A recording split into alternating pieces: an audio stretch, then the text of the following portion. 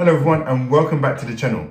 Now today I'm wearing my Rolex Submariner date, and that's because Rolex have released some new watches. So I picked out a number of the 2022 launch models and I'm going to give you my first thoughts on them. The first watch I'm going to look at is the Yacht-Master 42 and specifically the 42mm white gold version with the Falcon Eye dial. This is a watch I immediately like the look of, and with its bluey kind of textured dial, I think it's outstanding. However, I've never been a big fan of the Oyster Flex bracelet. This bracelet is essentially a rubber bracelet for all intents and purposes, and I don't know, for £25,800, I just kind of feel that's a lot of money to spend on a watch with a rubber bracelet. I just can't get my head around that.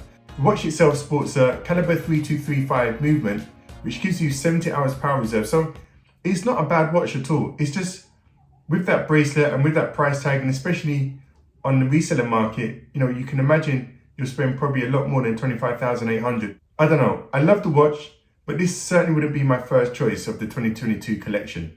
The second release day Rolex I want to look at is the new Ice Blue Day Date. This watch with a 40mm case, fluted bezel and presidential bracelet is sure to be a hit. I like this version very much actually. Apart from the Ice Blue dial, one of the big selling points of this new model, the Day Date 40, is its availability in platinum. Rolex say this of platinum: it's a material with exceptional luminosity and a captivating white glow. Platinum is challenging to work with, especially when carrying out finishing. Due to this complexity, Rolex have had to design a new way of creating a fluted bezel on platinum. Hence why the fluted bezel has been highlighted as such a big selling point. With a caliber 3255 movement, it's quite practical with a 70-hour power reserve. Rolex haven't released the retail price of this version, so this doesn't bode well for any of you guys trying to get hold of one of these. There's likely to be quite a substantial weight in this, and also resale values are likely to be far in excess of that. Let me know how you get on if you try to buy one of these models. While we're talking about the Day Date, Rolex have also released an 18 karat gold version with a green dial. This retails at £29,950 and is likely to be super difficult to get hold of. Moving on, Rolex has also released 31mm Datejust in oyster steel with a floral motif dial, which is diamond set. I really like these watches, not quite for me, but they're nice and I think they'll be popular. The retail price for these models comes in at a reasonable £8,100. I'm now going to come to the penultimate watch I'm going to speak about from this 2022 release. You can see the clock and you've guessed it, it's the new GMT Master II reference 126720 VTNR. This is a brand new colorway for the GMT Master II with its black and green ceramic bezel. But the most striking innovation about this watch is both the crown and the date has been changed from the 3 o'clock position to the 9 o'clock position.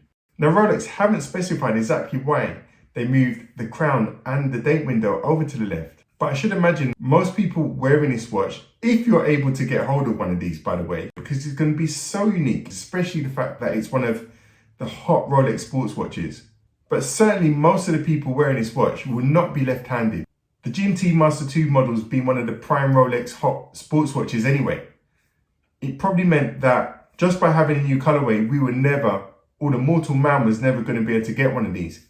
This, along with the unique styling with the crown and date window on the left, forget it.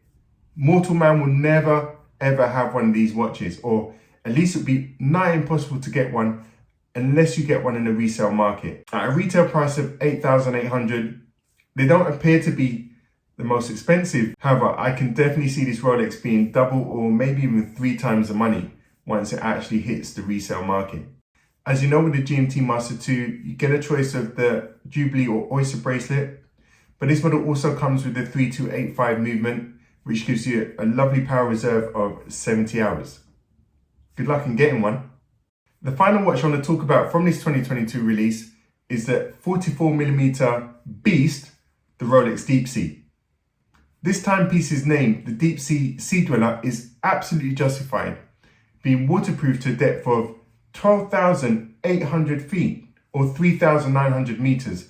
That's absolutely insane, crazy insane. I'm not quite sure how the gas escape valve and ring lock mechanism work to achieve such sensational depths of waterproofness for this particular watch. However, it's a marvel of technology and one that Rolex, I believe, are really proud of. This watch sports a caliber 3235 movement, which should give you 70 hours power reserve, very necessary for those deep depths.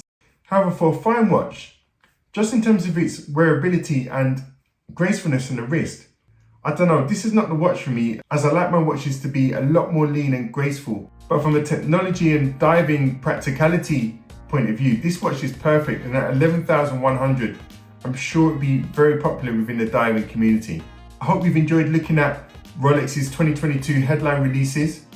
If you liked the video today, don't forget to like and subscribe. I'll see you next time.